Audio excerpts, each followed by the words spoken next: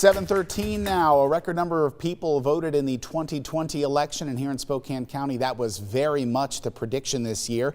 Joining us this morning is Spokane County Auditor Vicki Dalton. Good morning, Vicki.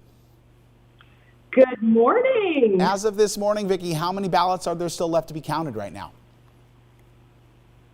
You know, I haven't actually checked how many we have left to be counted. I was checking to see how many we have in, and we have over 285,000 ballots in hand, and we know we've got a lot more that came to us through the mail this morning and from the drop boxes last night.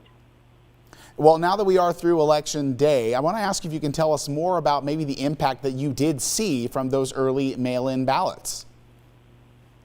Well, you know, we were able to get those ballots out a week ahead of time, and that was fantastic because it gave voters more time to mark their ballots and get it back to us, and they did it.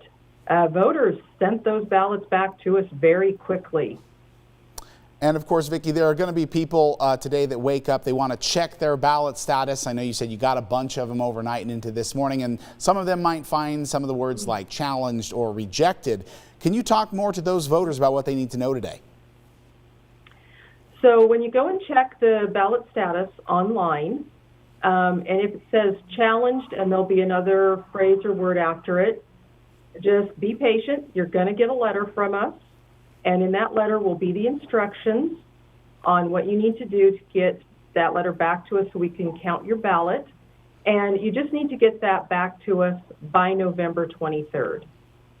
And just to clarify, what would be the difference between a ballot being challenged or rejected? So no ballots are rejected until they've gone to the canvassing board, okay. And that will be November 23rd. So up until November 23rd, every ballot that has the opportunity to be cured still has that opportunity to be cured. The only ones that will really be rejected are the ones where the ballot is marked deceased or moved out of state. Those generally are not curable. But any of the signature issues, any of the witness signature issues, all of those still have the opportunity for the voter to take care of the problem and to fix it. And Vicki, I want to ask you, were there any lessons that the county was able to learn maybe from the primary earlier this year to kind of help make this election process go smoother? Yeah, our election facility is way too small to be able to serve voters who need to come in and register to vote or replace their ballots or their envelopes. And that's why we rented the arena. And we had yesterday 2,473 people come through the door at the arena who needed some kind of assistance in order to be able to vote. The arena did a beautiful job.